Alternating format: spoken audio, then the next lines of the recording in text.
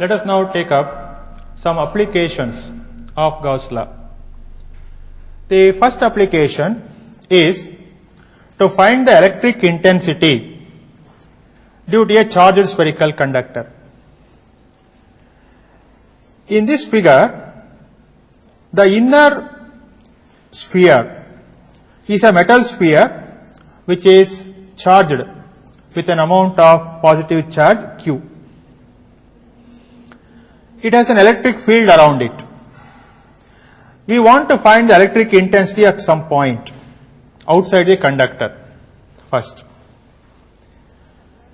We cannot apply Coulomb's law in this case because the charges are all distributed over a region, and Coulomb's law involves the factor of distance, and distance can only be measured accurately between 2 points. Here it's a set of distributed charges and a point, so we cannot define distance in this case between the charges and the point. Now in such a case, we apply Gauss law. What we do is, we imagine another sphere. What we have shown in the diagram by an outer circle is actually a sphere, and it is called the Gaussian sphere. You remember, in Gauss law, there is no restriction on the shape of the surface. For convenience, we have imagined a sphere.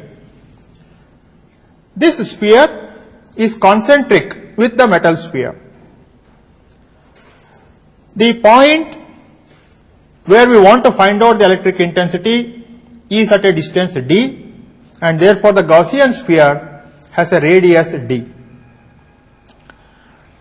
Now, from Gauss law, we cannot find out the direction of the electric intensity.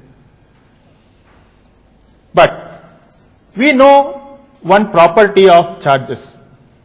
That is, when charges are given to a conductor, the lines of force will always be normal to the conductor at every point. Therefore, in the case of this metal sphere, the lines of force will be radially outwards. Therefore, now we know the direction of the electric intensity. It is as shown in the figure. It is shown by E in the figure. This electric intensity will be along the normal to a small area dA that we can imagine around the point P. Therefore, in Gauss law, that theta is the angle made by the electric intensity with the normal, and in this case theta is 0. As theta is 0, cos theta is 1. Therefore, the total flux is given by sigma E into dA. That is, we have put cos theta as 1 in the general expression, and there is what is known as spherical symmetry in the diagram. What do we mean by that spherical symmetry? You find that instead of P, we could have taken another point somewhere here or here or here or here. All such points on the Gaussian sphere would be at the same distance, and because the two spheres are concentric, the lines of force are symmetric, and there is no reason why the electric intensity at one point like this should be different from the electric intensity at another point like this. In magnitude, it will be same because the medium is the same, lines of force are distributed symmetrically, and therefore the electric intensity at P would be the same as the electric intensity at any other point in magnitude. But only thing is, it is different in direction. As such, we can remove that E out of the summation. Therefore, we get the formula for the total flux phi as E into sigma dA. Now, what is that sigma dA? It is the summation of all the small areas on the Gaussian sphere. If we add all the small areas, we get the total surface area of the Gaussian sphere. We know that the formula for the surface area of a sphere is 4 pi r squared. But in this case, the radius of the Gaussian sphere is equal to d. Therefore, sigma dA can be replaced by 4 pi d square. Therefore, the total flux phi will be equal to E into 4 pi d square. But what does Gauss' law state?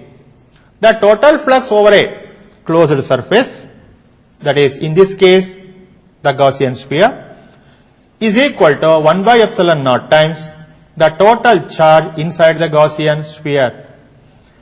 But the Gaussian sphere encloses the metal sphere. We have said in the beginning that the metal sphere has a total charge q. Therefore, phi is equal to q by epsilon naught. And substituting for phi, that is E into 4 pi d squared, we get E into 4 pi d squared equals q by epsilon naught, or E is equal to 1 by 4 pi epsilon naught into q by d squared. Now, on looking at this formula, we are surprised at the same result as we would have obtained even if we had applied Coulomb's law. Now, let us understand this point.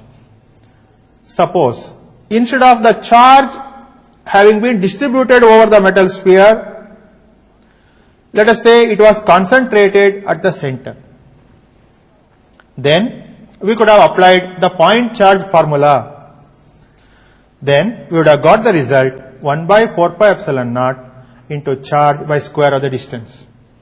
That is, we would have got the same result even by assuming that the charge q had been concentrated at the center. Therefore, we can conclude that for all points outside it, a charged spherical conductor is equivalent to a point charge at its center. But this is true only for points outside the sphere, and also it is true only for a sphere, because for objects of other shape we cannot define anything like a center. Now, let us consider the second case where the point is on the surface.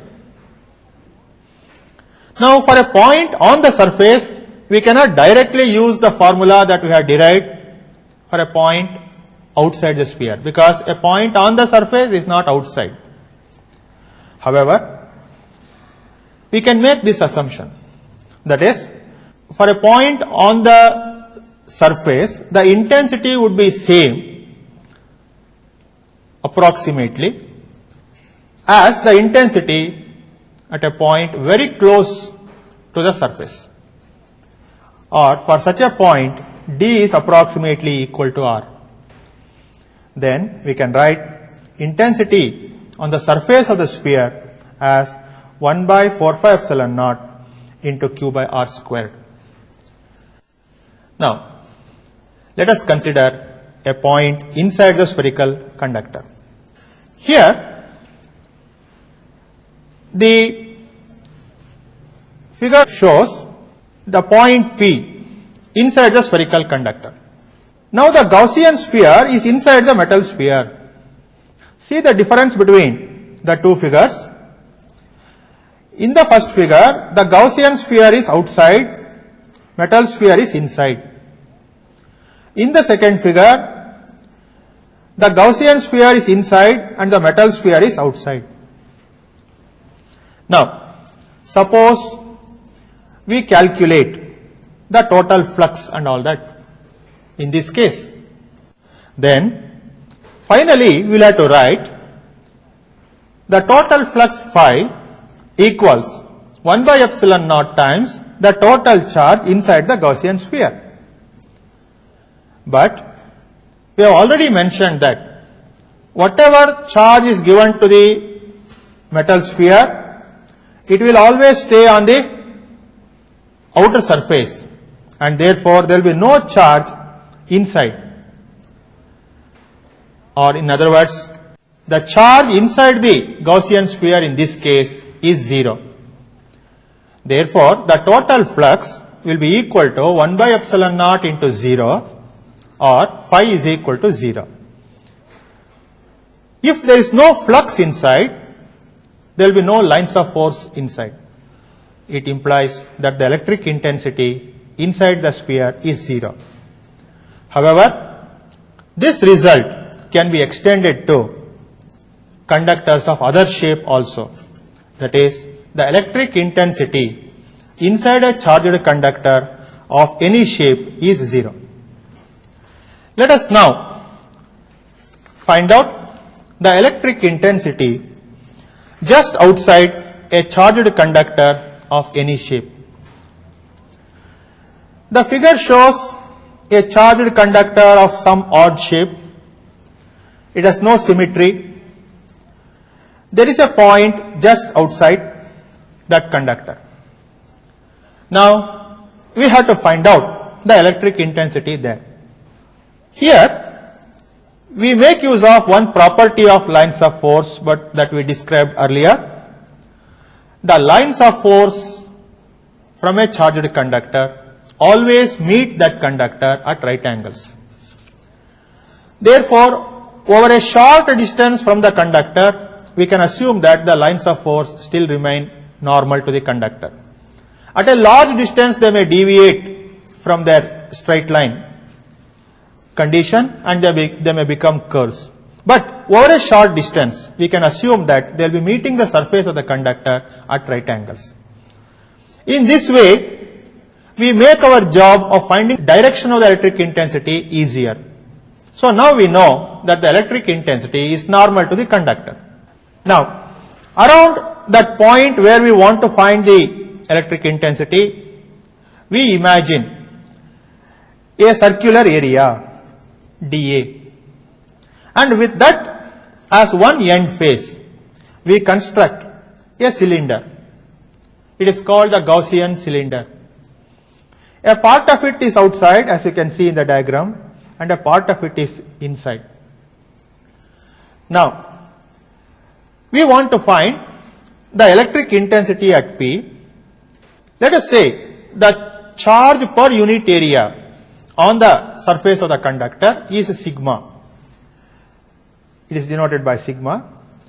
Therefore, the charge inside the Gaussian cylinder will be sigma into dA.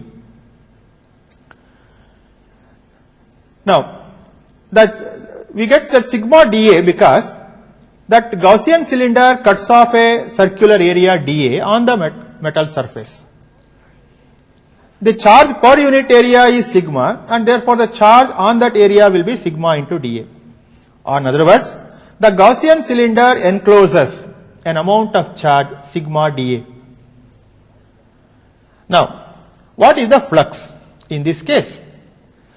Let us apply the formula sigma, that is the summation sigma E cos theta dA. As in the previous case, theta is 0, cos theta is 1. Therefore, it is summation of E into dA, and as in the previous case, we can take out E out of the summation and it is sigma dA. Actually, sigma dA should mean the total surface area of the Gaussian cylinder. But in this case, look at the lines of force.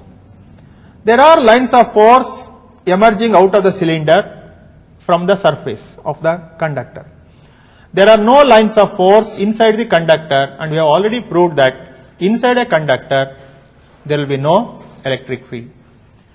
There are no lines across the curved area of the cylinder, because we have already proved that the lines of force will be along the normal only.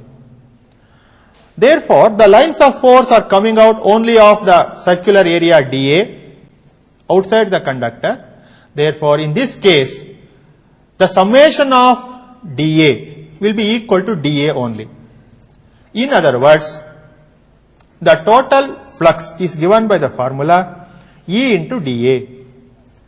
Now, if we apply Gauss law, it states the total flux over a closed surface is equal to total charge divided by epsilon naught.